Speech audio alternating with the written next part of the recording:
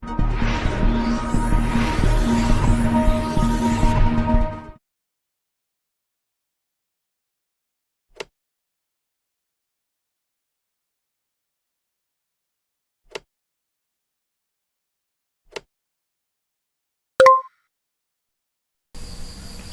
semua, nama saya Kim. Selamat datang di channel saya Lab Medic Official. Di video kali ini, kita sama-sama akan belajar tentang pemeriksaan bakteri tahan asam. Sebelum kita mulai, buat kamu yang mau support channel ini agar terus berkarya, caranya gampang banget. Kalian cukup klik subscribe dan nyalakan loncengnya. Dukungan kalian membantu banget supaya kita bisa rutin posting dan bersama-sama belajar di channel ini. Dalam dunia laboratorium, kita sering sekali mendapatkan pemeriksaan bakteri tahan asam.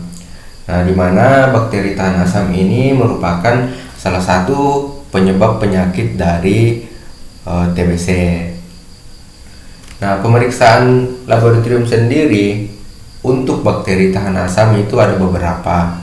Di antaranya ada pemeriksaan mikroskopis, masih pemeriksaan sederhana menggunakan mikroskop, dan ada pemeriksaan biakan dan uji kepekaan yang menggunakan media LJ, serta pemeriksaan biomolekuler yang mendeteksi sampai tingkat DNA, dan ada juga pemeriksaan serologi Mycobacterium tuberculosis dalam bentuk strip. Nah, untuk pemeriksaan Mycobacterium tuberculosis menggunakan pengecatan Zell-Nielsen atau ZN, di mana pengecatan ZN ini disebut juga atau dikenal sebagai pewarnaan bakteri tahan asam, atau paling sering disebut dengan pengecatan BTA. Pengecatan ini pertama kali dicetuskan oleh dua orang dokter dari Jerman. Yang pertama, Franz Zell dan Frederick Nielsen, di mana Franz Zell ini sebagai ahli pakar bakteri dan Frederick Nielsen ini sebagai ahli patologi. Nah, jadi pengecatan Zell-Nielsen ini merupakan pewarnaan bakteri khas yang digunakan khusus untuk organisme atau bakteri tahan asam, terutama dari yang jenis Mycobacteria. Untuk komposisi reagennya sendiri itu ada 3 jenis. Yang pertama itu ada carbol fuchsin, yang kedua ada asam alkohol, dan yang ketiga ada methylene blue. Tentu dari ketiga komposisi reagen ini mempunyai fungsi yang berbeda-beda. Pada prinsipnya, setiap pewarnaan itu mempunyai karakteristik atau cara kerja yang berbeda, atau biasa kita sering sebut dengan prinsip kerja. Nah, di mana komposisi dari Zell-Nielsen A ini atau cat primer ini berisi carbol fuchsin 1%, cat merah gelap dalam 5% phenol yang larut dalam bahan lipid seperti yang dimiliki oleh dinding sel Mycobacterium sp. Nah, jadi carbol fuchsin ini memiliki cat merah gelap yang mempunyai sifat dapat larut di dalam sel Mycobacterium sp, salah satunya yaitu Mycobacterium tuberculosis. Nah, penetrasi atau cara masuk cat ini akan dipermudah dengan adanya pemanasan. Jadi pada proses pewarnaan, pemanasan itu berfungsi untuk mempermudah cat A untuk melakukan penetrasi ke dalam sitoplasma dari bakteri Mycobacterium tuberculosis. Terus yang kedua ada ZNB. ZNB ini berfungsi sebagai agen dekolorisasi yang berisi asam alkohol, di mana komposisinya itu 3% HCl dan 95% etanol. Jadi Sifat daripada ZNB ini yaitu untuk mengeraskan dinding sel yang tersusun dari lipid. Kalau di awal tadi pada saat proses pemanasan dinding sitoplasmanya terbuka sehingga karbon fuksin masuk, dan setelah selesai di tahap ini masuk ke tahap kedua, ketika diberikan agen dekolorisasi, maka dinding sitoplasma ini akan mengeras dan tertutup kembali. Di lain sisi, sisa-sisa dari karbon fuksin yang tidak berikatan dengan bakteri Mycobacterium tuberculosis, dia akan luntur. Jadi pada saat diberikan zat pewarna ZB ini, sisa-sisa zat warna di preparat akan menjadi luntur. Sedangkan untuk bakteri Mycobacterium tuberculosis tetap berwarna merah di mana berikatan dengan karbon fuksin. Nah, terus ada yang ketiga yaitu ZNC yang berfungsi sebagai counter staining, di mana ZNC ini berisi methylene blue 0,1% yang berfungsi untuk mewarnai latar belakang daripada slide. Di lain sisi juga akan mewarnai bakteri non BTA.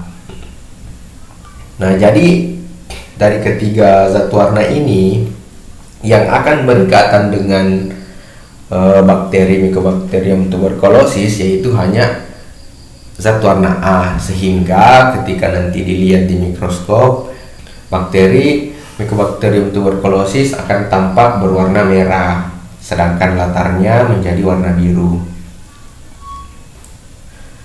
Proses pewarnaan preparat bakteri tanah asam. Nah, jadi proses pewarnaannya seperti ini. Yang pertama, slide-nya itu disimpan di atas rak pewarnaan lalu dikasih dengan karbon fuksin. Setelah selesai dikasih karbon fuksin semuanya, kita coba panaskan. Ini proses pemanasan ini. Di sini dinding Mycobacterium tuberculosis akan terbuka, dan saat terbuka disitulah karbon fuksin penetrasi untuk masuk dan berikatan di sitoplasma. Dia larut di dalam lipid dalam sitoplasma. Nah, setelah proses pemanasan, kita masuk ke proses pencucian. Ini dibilas dengan air. Setelah dibilas dengan air mengalir, nanti akan masih ada sisa-sisa dari karbon fuksin atau cat warna A. Nah, di sini kita masuk di tahap kedua yaitu proses dekolorisasi menggunakan cat B.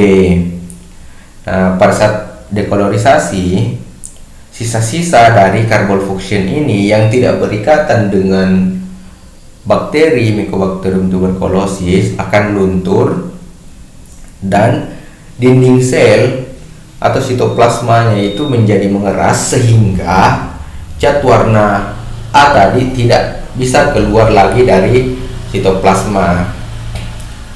Nah, selanjutnya setelah proses dekolorisasi menggunakan cat B, dilanjutkan dengan pencucian. Ini pencucian menggunakan air mengalir.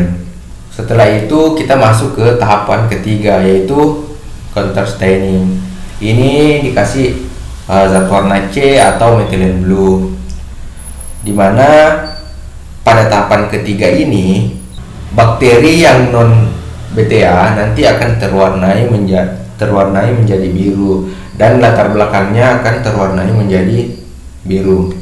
Selanjutnya itu kita coba lanjut di tahap selanjutnya yaitu pencucian lagi dengan menggunakan air mengalir. Setelah itu baru masuk ke tahap pengeringan.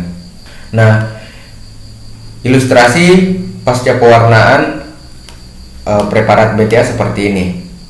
Pada saat pemberian cat warna pertama, nanti akan berwarna merah seperti ini. Setelah pemberian dekolorisasi, dia akan warna merahnya ini luntur. Setelah itu baru masuk tahap counter staining atau methylene blue. Setelah diberikan zat warna yang ketiga, nanti warnanya akan menjadi biru. Nah, begini penampakan untuk slide dari preparat BTA. Untuk ukuran sendiri idealnya itu berbentuk pola 2 cm kali 3 cm. Nah, seperti ini penampakannya. Nah, ini ada beberapa penampakan. Yang pertama ada kategori baik. Nah, di mana ini slide-nya merata dan ketebalannya tidak terlalu tebal dan tidak terlalu tipis. Ini masih kategori baik. Dan yang kedua ini ada masih kategori baik, akan tetapi untuk penampakan slide-nya kurang merata, ada daerah yang tebal dan masih ada daerah yang tipis. Selanjutnya ini penampakan slide yang ketiga. Ini ada daerah yang terkelupas. Dan yang keempat, ini penampakan slide yang tidak merata. Nah, jadi dalam proses pemeriksaan pewarnaan bakteri tahan asam, kualitas slide ini sangat mempengaruhi terhadap hasil. Next. Nah, jadi seperti ini penampakannya slide-nya setelah diwarnai. Di bagian kode ini biasanya diisi dengan identitas pasien. Nah, seperti ini penampakannya. Nah, kalau diperiksa di mikroskop, dilihat dari sisi kiri ke sisi kanan. Tentu pembesarannya disesuaikan, yaitu menggunakan pembesaran 100. Nah, ketika dilihat di mikroskop, bakteri tahan asam itu seperti ini modelnya. Dia berbentuk batang dan berwarna merah. Nah, ini berwarna merah karena berdasarkan prinsip dari pewarnaan tadi, di mana cat A itu berikatan dengan sel bakteri tahan asam, makanya bakteri tahan asamnya berwarna merah. Sedangkan latarnya berwarna biru karena terwarnai oleh cat ketiga, yaitu methylene blue. Nah, kalau diperbesar lagi seperti ini kelihatannya. Ini yang cukup cantik dilihat, berbentuk batang-batang ini. Nah, next. Nah, untuk slide sendiri, penampakan pada saat diamati di mikroskop akan berbeda-beda tergantung dari ketebalan slide. Nah, pertama, ketebalan sediaan terlalu tipis. Nah, kalau dia terlalu tipis, nanti penampakannya di mikroskop seperti ini. Yang kedua yaitu ketebalan ideal. Nah, ketebalan yang paling ideal itu seperti ini, dia tidak terlalu tebal dan tidak terlalu tipis, sehingga pada saat diamati di mikroskop, selnya itu atau bakterinya itu tampak jelas untuk diamati. Terus yang ketiga ini ketebalan sediaan yang terlalu tebal. Nah, kalau dia terlalu tebal, pada saat diamati di mikroskop, nanti akan kelihatan seperti ini. Kita akan menjadi kesusahan untuk mencari yang mana bakteri Mycobacterium tuberculosis. Nah, untuk interpretasi BTA, kita menggunakan standar International Union Against Tuberculosis and Lung Disease. Yang pertama itu negatif. Dikatakan negatif apabila tidak ditemukan BTA dalam 100 lapangan pandang.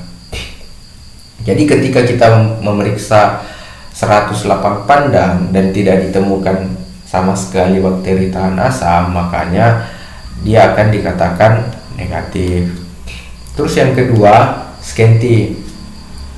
Dia dikatakan scanty ketika ditemukan 1-9 bakteri tahan asam dalam 100 lapangan pandang. Nah, ditulis jumlah kumannya untuk dilaporkan. Terus yang ketiga, positif 1. Nah, dia dikatakan positif 1 bila ditemukan 10 sampai 99 BTA dalam 100 lapang pandang. Selanjutnya positif 2 ditemukan 1 sampai 10 BTA dalam satu lapang pandang. Jadi ketika kita lihat dalam satu lapang pandang itu seperti ini. Nah, seperti ini. Nah, ketika ditemukan 1 sampai 10 BTA dalam satu lapang pandang, dia dikatakan positif 2. Selanjutnya, positif 3 bila ditemukan di atas 10 BTA dalam satu lapang pandang. Nah, contohnya seperti ini. Nah, bila dalam satu lapang pandang seperti ini ditemukan lebih dari 10 BTA, maka dia dikatakan positif 3. Nah, tentu penentuan positif 1, positif 2, positif 3 kita harus meng-cross check di beberapa lapang pandang, baru kita bisa ambil kesimpulan. Nah, sekian video kali ini. Semoga bermanfaat bagi teman-teman yang mau request video apa yang harus dibuat untuk di video selanjutnya. Silahkan komen di kolom komentar ya. Jangan lupa klik like, share, dan subscribe ya teman-teman. Makasih.